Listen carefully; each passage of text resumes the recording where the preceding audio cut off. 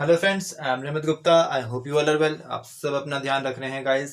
Condition खराब होती जा रही है बट आप अपना ध्यान रखें, पढ़ाई करते रहें, पढ़ाई पर कोई भी फर्क ना पड़े।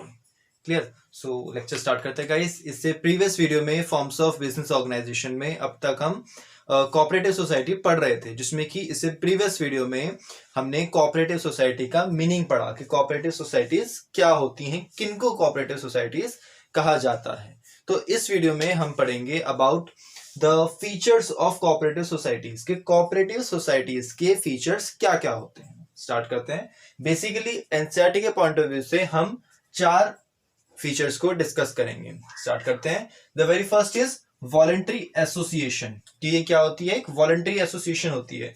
इसके मीनिंग में भी और जो इसकी डेफिनेशन थी कैलवेट के द्वारा दी गई, EH कैलवेट के द्वारा दी गई, उसमें भी हमने पढ़ा था that it is an voluntary association. कि ये वॉलंटरी एसोसिएशन होती है, मतलब the membership of a cooperative society is voluntary. कि जो मेंबरशिप होती है कोऑपरेटिव सोसाइटीज की वो वॉलंटरी है, मतलब a person is free to join.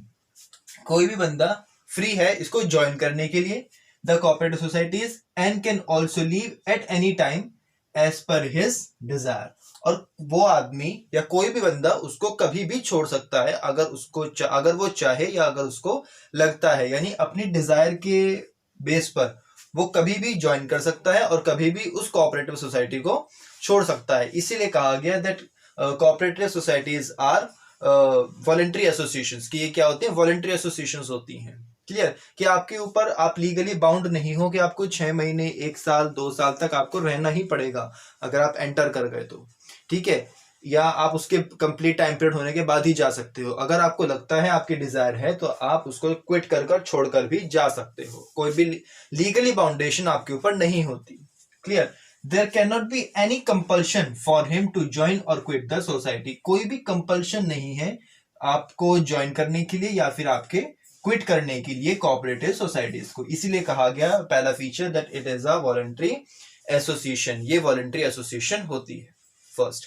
The second is legal status. कि क्या होता है सर? लीगल स्टेटस होता है, मतलब इसको आपको रजिस्टर्ड करवाना पड़ता है ना। Registration of a cooperative society is compulsory. आपके लिए कंपलसरी है कि आपको कोऑपरेटिव सोसाइटीज को रजिस्टर्ड करवाना पड़ेगा, ठीक है। This accords a separate identity of its member, जिसकी वजह से इसकी एक सेपरेट आइडेंटिटी बन जाती है उसके मेंबर्स से। मेंबर्स अलग, कोऑपरेटिव सोसाइटी अलग। क्लियर? इसलिए आपको इसका लीगल स्टेटस बन जाता है, यानी कि इसको रजिस्टर्ड करवाना आपके लिए कंपलसरी है। Clear? The next is limited liability. Limited liability का मतलब कि अगर कोऑपरेटिव सोसाइटीज ने जो डेब्ट्स रखी हैं, है ना, उनकी डेब्ट्स की रीपेमेंट करने के लिए अगर उनकी जो प्रॉपर्टी है, बिजनेस की प्रॉपर्टी है, कोऑपरेटिव सोसाइटी उस ऑर्गेनाइजेशन की अपनी प्रॉपर्टी है, उसको बेचकर पैसा इतना नहीं कलेक्ट हो पा रहा कि डेब्ट्स की रीपेमेंट कर दें, तो उनकी पर्सनल प्रॉपर्टी को नहीं बेचा जाएगा, क्योंकि इनकी लायबिलिटी लिमिटेड है। ठीक? तो ये इनके लिए प्लस पॉइंट है। The liability of the members of a cooperative society is limited. इनकी जो लायबिलिटी होती है वो लिमिटेड होती है to the extent to the amount contributed by them as capital. This defines the maximum risk that a member can be asked to bear. ठीक है, जिसकी वजह से इनको एक प्लस पॉइंट क्या मिल जाता है भाई, इनकी लायबिलिटी लिमिटेड है, यानी कि अगर बिकेगी तो इनकी ऑफिस की प्रॉपर्टी बिकेगी, इनकी पर्सनल प्रॉपर्टी पे कोई भी दिक्कत नहीं आएगी, उसके ऊपर कोई भी खतरा नहीं है, जिसकी वजह से ये लोग क्या करते हैं, मैक्सिमम रिस्क उठाते हैं। ठीक है, बाजार से ज्यादा पैसा उठाते हैं, डेट्स ज्यादा से ज्यादा लेते हैं। भाई अगर कल को पेमेंट हो गई तो वेल एंड गुड, अगर कल को हम पेमेंट नहीं कर पाए, डेट्स की रीपेमेंट नहीं कर पाए, तो उस केस में सिर्फ हमारी जो बिजनेस की प्रॉपर्टी है वही बेची जाएगी, पर्सनल प्रॉपर्टी पर कोई भी खतरा नहीं आएगा। ठीक है, तो ये इसकी एक फीचर है दैट इसकी लायबिलिटी लिमिटेड है, जिसकी वजह से जो मेंबर्स हैं वो मैक्सिमम रिस्क भी बियर कर लेते हैं। क्लियर? नेक्स्ट है सर्विस मोटिव। ये हमने एक तरह से अगर आप देखो तो जो इसका मीनिंग था उसी के पॉइंट से इन्होंने इसके फीचर्स बनाए हुए हैं।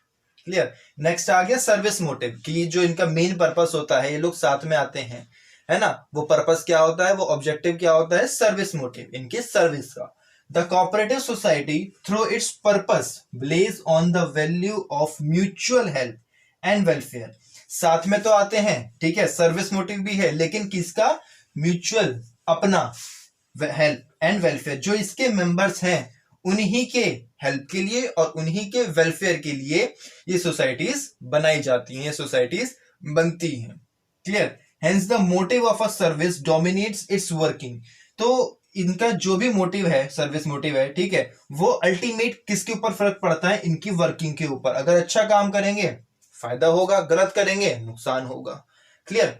If any surplus is generated, अगर उनको कभी सरप्लस होता है, भाई एक एस्टिमेट तो है, भाई प्रॉफिट हो गई होगा, उसके ऊपर का जितना है सरप्लस, ठीक है, generated as the result of its operations, अपने किसी भी करे गए ऑपरेशन की द्वारा, अपने किसी भी काम के द्वारा, अगर उनको उसके रिजल्ट में उनका जो है सरप्लस जनरेट होता है, सरप्लस ज्यादा मिलता है, सरप्लस हो जाता है, प्रॉफिट ज्यादा हो जाता है, प्रॉफिट नहीं कहेंगे सरप्लस कहेंगे, है ना, सरप्लस ज्यादा हो जाता है, तो it is distributed among the member as a dividend, उसको वो अपने ही उन मेंबर्स के बीच में डिस्ट्रीब्यूट कर देते हैं एज अ डिविडेंड।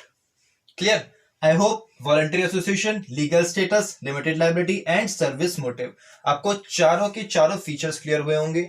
कोई भी डाउट हो, कोई भी क्वेरी हो, कोई पॉइंट ना समझ में आया हो, एडिशनल कुछ पूछना हो, आप कमेंट सेक्शन में मुझे मेंशन कर सकते हैं, कमेंट सेक्शन में पूछ सकते हैं, नहीं तो इंस्टाग्राम पर डीएम करें, g.nirmit के नाम से मेरी आईडी है, मैं आपको क्लियर करा दूंगा। इसके बाद नेक्स्ट वीडियो में हम पढ़ेंगे मेरिट्स ऑफ कोऑपरेटिव सोसाइटीज के, कोऑपरेटिव सोसाइटीज के क्या क्या फायदे होते हैं।